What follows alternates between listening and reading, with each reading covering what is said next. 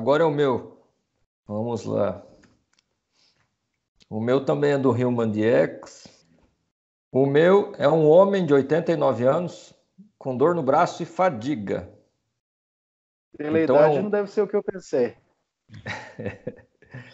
Então é um homem de 89 anos, branco, que chegou ao pronto-socorro com fadiga generalizada de uma semana de duração e progrediu rapidamente. Ele não tinha essa fadiga uma semana atrás, agora ele tem uma fadiga que piora o exercício e ele não consegue andar 20 passos sem ter que sentar para descansar.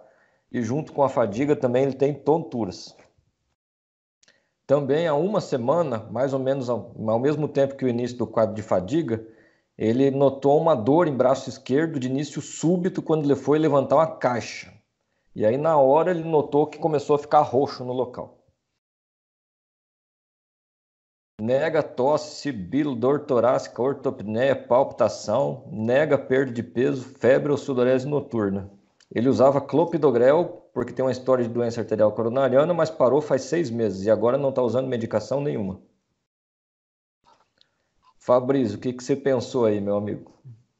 Agora é a vez do Pedrão conversar. Não, Então tá. começo. Pedrão. O que eu pensei de dor no braço e fadiga?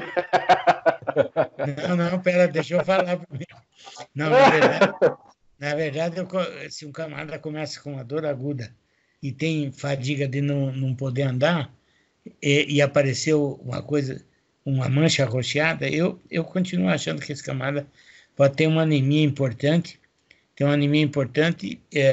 que causou essa fadiga, e essa dor no braço pode ter sido ou hematoma de ter levantado a caixa, ou eventualmente uma fratura patológica.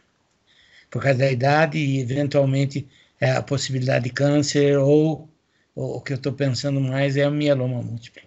Fabrício. Ele tá com um quadro agudo de dispneia, cansaço e tontura, isso, quando faz os esforços, né? Eu pensei com esse sintoma aí de tontura e dispneia, de estenose aórtica, mas é agudo. Então, ele não teve dor, carregou uma caixa, sei lá, talvez tenha feito alguma dissecção, que dissecou a artéria também subclave esquerda e está com o braço roxo, doendo. Então, foi isso que eu pensei, por enquanto. De exame físico, o que mais que tinha? Só isso? Então, o exame físico do moço, ele estava em bom estado geral, afebril, uma pressão normal para baixa, né, 108 por 52, frequência cardíaca normal de 80, frequência respiratória normal, orientado, descorado, 3 cruzes, estava hidratado e com aspecto emagrecido. Ele falava que tinha perdido peso, né? Uma ausculta cardiopulmonar normal e um abdômen flácido indolor sem visceromegalia. E chamava atenção no exame físico uma hemose grande que ia do braço esquerdo, do húmero proximal até a mão, inclusive pegando a axila e a parede torácica esquerda. Então, é anemia mesmo. Ele arrebentou alguma coisa grande. Ou foi vaso ou foi osso mesmo, né? Ele foi emagrecido, quer dizer, ele já tá cara de doente, né? A chance de ser uma doença maligna não é pequena, né? E a chance dele ter uma fratura patológica também não é pequena. Agora, uma ruptura de vaso sozinha causar essa anemia, eu acho que não. Eu estou tentando pensar em alguma coisa a mais, porque essa sua hipótese ficou muito boa agora com o exame físico.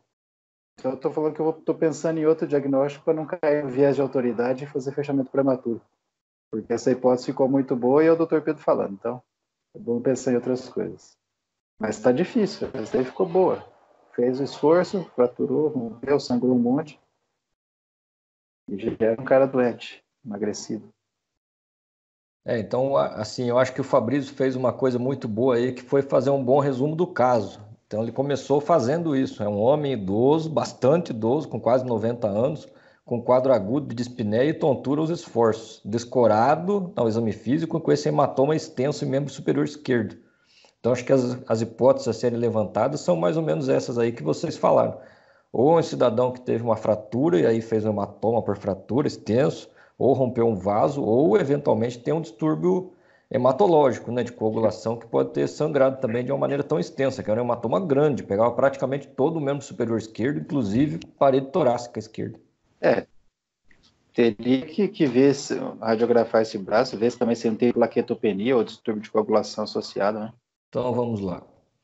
Ele tinha um raio-x de tórax normal, que mostrava inclusive o húmero dele, o ombro não tinha sinais de fratura. Tinha uma hemoglobina de 6,8, VCM normal para alto, VCM de 97, leucócito normal e plaqueta normal, 325 mil. Creatinina de 1,6, que vocês iam querer ver, né? Ureia de 90, TAP normal e um KPTT alargado, de 111, normal de 25 a 35. Bom, o KPTT podia estar alargado, mas o clopidogrel acho que não dá para a gente marcar com KPTT. O hematoma pode ter feito um grande consumo de fatores de coagulação ali e foi por isso que ele tem só um hematoma, sangramento, e no fim é tudo um baita de um hematoma, é a anemia dele inclusive. A creatinina dele de 1,6 é uma creatinina boa para 90 anos. Se eu chegar a 90 com de 1,6, tá bom. Fabrício, você conhece alguma doença que alarga KPTT? Só KPTT com TAP normal? Vai aparecer só com 89 anos? Eu não me lembro, viu? Esse KPTT aí é... Não lembro. Agora não lembro, só não lembro.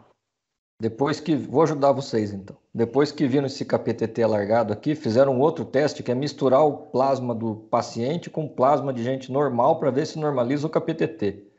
Geralmente é o que é feito nessa situação. E nesse caso o KPTT não normalizou.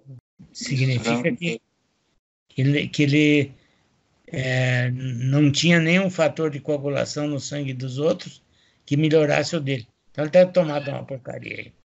Não então, está surgindo nada. O hematologista, depois que viu esses exames, pediu outros exames que confirmaram, fizeram o diagnóstico definitivo, que foi dosagem de fatores de coagulação. Ele encontrou uma dosagem de fator 8 extremamente baixa, menor que 10%. Fator 7, 10 e 11 normais, 9 normal. E ele encontrou o inibidor de fator 8, que é um anticorpo que inativa o fator 8, que estava em níveis extremamente altos no sangue desse cliente, demonstrando que ele tinha uma hemofilia adquirida. Então, assim, o KPTT alargado com sangramento, o diagnóstico é de hemofilia. Só que, como o Fabrício falou, hemofilia não é uma coisa que a gente pensa que aparecer num cidadão de 89 anos. Geralmente é uma doença congênita. Então, existe uma outra situação que é a hemofilia adquirida. A hemofilia adquirida ela resulta da formação de autoanticorpos contra os fatores de coagulação, que a gente chama de anticorpos inibidores. O mais comum é contra o fator 8 mesmo de coagulação, que aí imita a hemofilia A. Então ele pode ter sangramentos iguais na hemofilia A, sangramentos espontâneos ou induzidos por mínimo trauma, geralmente em músculo ou articulação, que é o que o hemofílico costuma ter. E aí o laboratório é o KPTT bastante alargado, que não normaliza quando mistura com plasma fresco. Então isso mostra que, isso na verdade... Isso é para neoplasma, certo? Então se o indivíduo só tivesse deficiência de fator 8, simplesmente, e você misturasse com plasma de alguém que tem fator 8 normal, isso normalizaria o KPTT dele. Então, quando misturou com plasma normal e não normalizou o KPTT, indica que ele tem um anticorpo que inativa o fator 8, inclusive o fator 8 do plasma normal que ele misturou. Então, demonstra que o problema é um autoanticorpo inibidor. As causas mais comuns disso é doença reumática, pós-parto, malignidade e o uso de um monte de medicações. Como o cidadão não estava em pós-parto e não usava medicação nenhuma, e também não tinha clínica de doença reumatológica, então mais provável que fosse uma malignidade. Então, o indivíduo, uma hemofilia adquirida, provavelmente secundária a uma neoplasia. Uau! Não, esse aí eu nunca tinha visto, hein? Nem de perto, hein? Mas esse daí teve algum caso parecido aí no HU, hein, Leandro? Agora que você contou, eu lembrei de você ter me falado disso daí. Isso, então eu até passei esse caso aqui porque eu vi um caso igualzinho faz uns 6 meses aqui no Hemocentro. Quando eu vi esse no Human DX, achei interessante comentar. Ah, então tá explicado. Você me contou desse caso. Depois que você foi contando aí, eu fui lembrando. É isso mesmo, bem legal, muito legal mesmo. Caso espetacular. E o tratamento disso é? O Tratamento disso é feito com reposição de fator de coagulação, mas você não pode repor o fator 8 porque o anticorpo inibidor vai inativar, então não vai funcionar. Então acaba usando um negócio que eles chamam de agente de bypass. Dá um monte de fator 2, 7, 9, 10 e tal, que acaba saturando a cascata de coagulação e aí coagula, dando a volta no fator 8. Olha, caso bacana. Eu nunca tinha visto falar nem de brincadeira em hemofilia adquirida. Então, ainda mais nessa idade de 89. Mas achei bacana, muito bacana. Bom, muito legal.